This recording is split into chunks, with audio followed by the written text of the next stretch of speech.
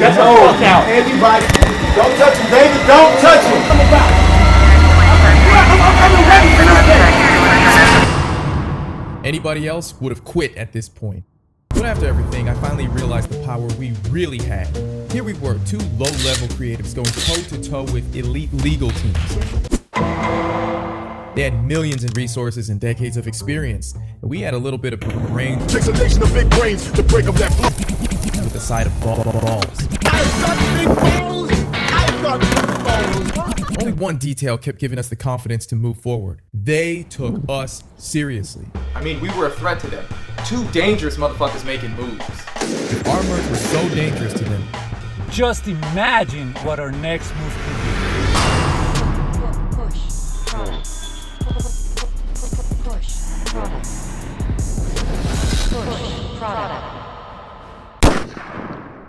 I hope you get corona and die. You just have to make it to 2021! For 8 minutes and 36 seconds.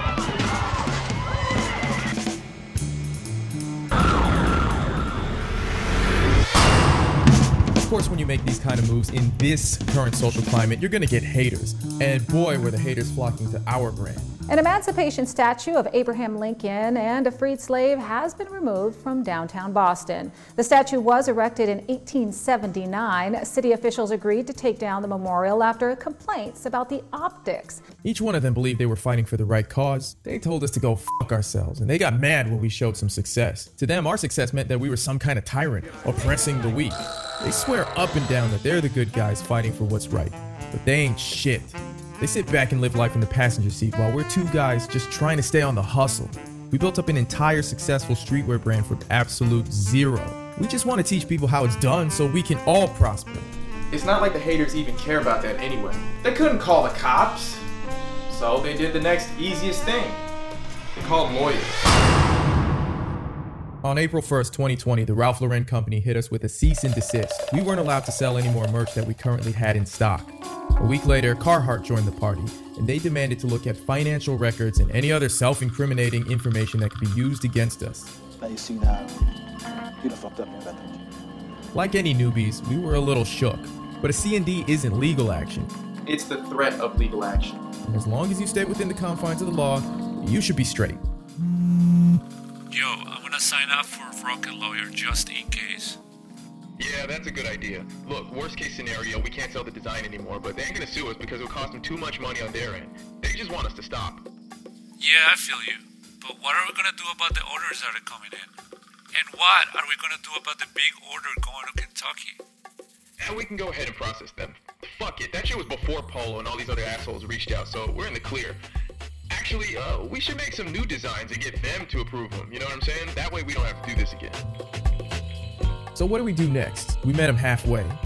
We're not using the Polo Bear anymore. We took down the Instagram and TikTok posts that promoted the merch. Felipe was adamant that we didn't entirely remove the shirts from all of our platforms, but instead we mark them as sold out. Blur out the designs so that they're unrecognizable, but still let people know we move units. I got a little bummed setting the TikTok post to private. We worked really hard on them, and they paid off. I mean, the very first video we made blew up overnight, and we got our first sale. We hit like 30K followers in less than a month, and now I gotta take down our greatest hits. But push product isn't about quitting when shit gets tough. Our little brand was starting to pop off, and it made no sense to shut it down. It takes balls to stay afloat, but it takes Bigger, hairier balls. not to quit. We made new designs, and to our surprise, Polo approved. Yep, we got it in writing. Carhartt too, I think. If they didn't, well, fuck them. That's done with. Apparently, drawing a brown jacket is enough to piss them off. But this episode of In Process is not about how we finally followed the rules. It's about how we gotta keep breaking them. So we went rogue and came out with other shirts with a different subject. Yep, that lovable squiggly dog and his bald boyfriend. It's the Maya method in full effect. Cause uses this method to take recognizable pop culture imagery and add his own unfamiliar twist. Some of the best artists take the things that you already know and make them new again. What's more recognizable than these guys, huh? Felipe and I realized that the best way to go about making a streetwear brand should be about taking iconic images and flipping them. That's why we were able to sell so much Ralph Lauren inspired stuff. So this time it only made sense to be inspired by these American icons. Remember kids, in streetwear, sampling is your friend. As soon as the shirts hit the store, they were selling like crazy. We were onto something. All the energy and countless hours we put into mocking up the designs onto model pictures from Google was starting to pay off. Seriously, we searched for the most legit, elegant, beautiful faces to give our brand a sense of subtle magnificence. We didn't have any money for models, so we sampled them too. Now this one's a little risky, more on that later. Anyway, the whole collection was starting to look legit so far. What could go wrong?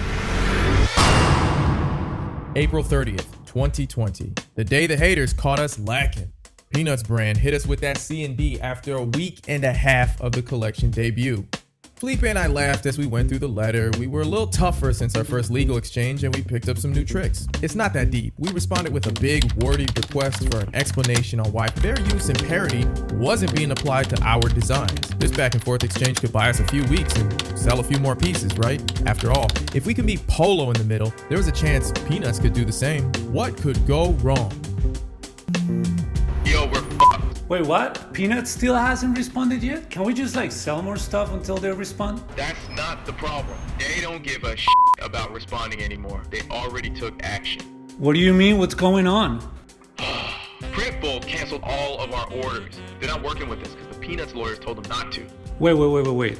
Can they do that? It doesn't matter. They did it anyway. They know they can't f with us up front, so they're gonna go around us and do some more shit like this to fuck us up.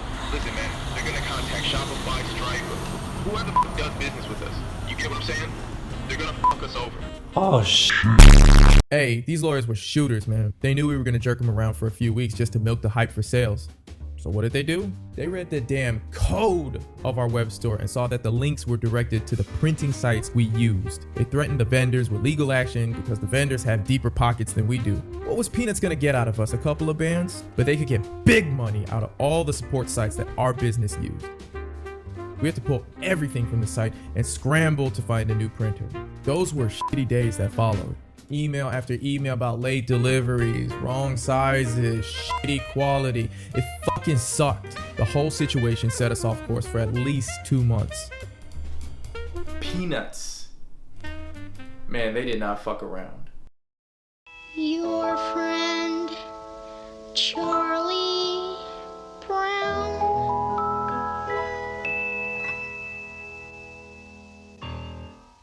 But that's how it goes. Business is business. It's not for the weak. You get smarter and stronger. You hit more bumps and you learn to level out. Pretty soon, it ain't shit.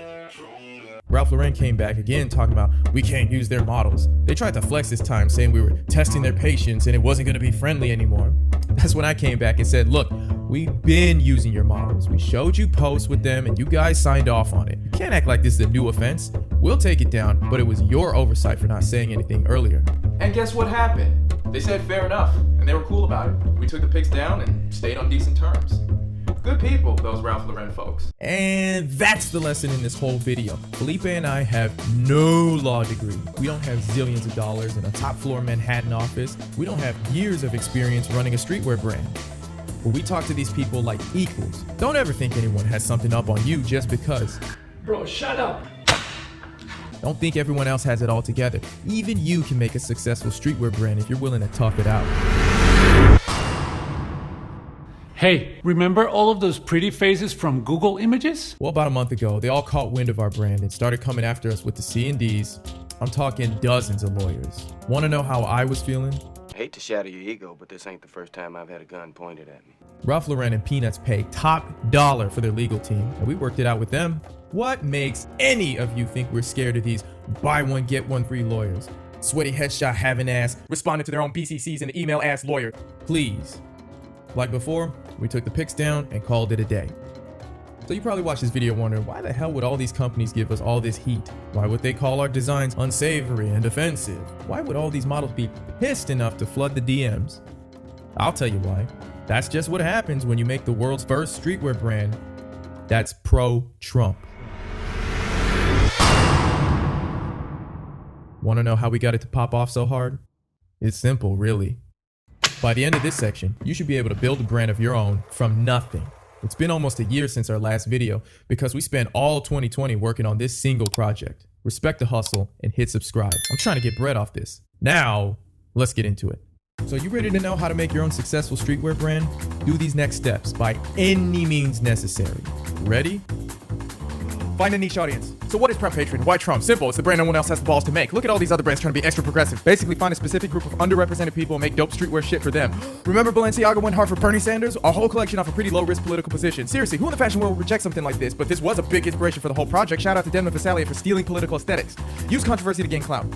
It takes zero risk to be anti-Trump. It's too easy. Hollywood news media and big tech are mostly anti-Trump. It's not courageous to tell the world that you hate Trump. It's the safest, most vanilla thing you can do. Fuck all that. Be a real one and go crazy. There's a whole world full of conservative Trump supporters and we're gonna give them that drip. This is about making money and controversy is currency. End of story. Establish the brand. Make stuff that gets reactions. That's what good art is. Love it or hate it, Proud Patriot was made to bring high-end style to traditional conservative value. We emulated classic Americana looks to inspire our target audience. We modeled our look after Ralph Lauren, the ultimate American brand. Next, figure out the business details. Overhead costs, profit margin, taxes, company structure. Set up a Shopify web store. Upload high-quality images that look like the real deal and fun descriptions to keep customers interested. Stores with great model pictures convert sales better, so we borrow Polo's model pictures. Sometimes you gotta hustle to make shit happen. Make the products. Yeah, we made a whole shirt in honor of Polo. It's one of my favorite designs from them. Streetwear is all about flipping on for clout, so we put the MAGA hat on a polo bear. Just one little detail can change the whole picture. We put a MAGA hat on Snoopy and Charlie Brown. We put a MAGA hat on a hat. Next, plan your inventory. We started out using print-on-demand services. This is a perfect way to start selling clothes because you don't have to go into your own pocket. The print service does the fulfillment work for you. Market the hell out of it. Fail hard. We tried to join Trump and Republican groups on Facebook and Reddit, and this shit didn't work because many of these groups don't let new members post anything. The next move was to use Facebook ads. This shit didn't work at first because Facebook has rules against political ads. All this bullshit was making it damn near impossible to promote the brand, and we didn't have the connections or money for influencers. So fuck it, it's time to try something else. Felipe said, why don't you go outside and ask people what they thought of our merch? So I walked down the street filming clips of their reactions. And Chicago's super liberal, so we got some wonderful, disgusting reactions. I cut the clips together and posted that shit on TikTok. The very first post blew up and we got our first sale. From there, we continued to make social commentary and attach these ideas to our merch. The TikTok followers grew and so did our sales. There was a certain point in the very early days where Ralph almost lost the whole business. If you think making a brand is easy, turn this off. Seriously. Some of y'all swear up and down all we had to do was just make little Trump designs and rake in the bread. So go ahead and do it, pussy. See how far you get. This shit is serious. Now to growing concerns about the deadly coronavirus officially hitting the U.S. When coronavirus hit full wave, our print-on-demand vendors stopped working. Week-long delivery times became month-long dilemmas. Shirts were getting sent out damaged and stained. One printer we used straight ripped us off by printing cheap stickers on the shirts. Yo, we confronted the dude and he started capping. Is there a way that we could get those so it doesn't peel off? Again, there's no way for us to tell. That's the thing. Tell what? If it's gonna peel or if it's not gonna peel. For example, I use with hey, cut that off. They're recording you. That's it. Have a nice day. Let's go. I just you gotta let somebody. He's recording on his phone. I just caught it. Have a nice day. Thank you. I wasn't recording anything. Your guy is recording with his phone. Okay, can you step out? Get the fuck out. Everybody leave. Don't touch him, David. Don't touch him. You can leave. Have a nice day. Get the fuck out. Bye. Don't come in this door. Don't come back this premises. You're gonna get sued. Have a nice day. This idiot tried to jump behind our car saying we were trying to run him over. I'll tell you what I'm about. I've been waiting for this day. He called the cops, and the cops wound up siding with us. Even his own employee called his dumbass out. Felipe left a shitty Google review for his business, and this fucking crook told us he was gonna call the FBI on us. Look at what we deal with. The point is, good help is hard to find. Circuit City is going out of business. If anything goes wrong with your business, it's on you. Ain't no one else gonna come help you make it work. When brick and mortar stores reached out to us for a bulk order, we had to make it work. Our delays and setbacks mean nothing when we gotta get the shirts in store. Felipe and I drove for over 2 days from Miami to Kentucky to get our first in-store order set up. Yes, bro, we hustled so much that we got our stuff in stores. This is not a game. Turn your ideas into a business and run that bitch as hard as you can. I got a testacuzzi. Why does this actually feel good? What the fuck? If you're not willing to go all in, don't fucking talk to me. I re-raise, I'm all in. If you really want to pop the fuck off, you gotta go all in. This whole shit really changed us.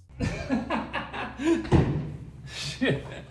Alright, maybe not in that way, okay? It showed us that so much is possible when you take an idea and run with it. It made us realize how much we don't really give a fuck what other people think. It's evolved our relationships. Felipe and I have had numerous serious talks based on how we operate things. This business challenged us and put our communication to the test. We get into heavy-ass disagreements, and I've questioned the type of person I really am over this.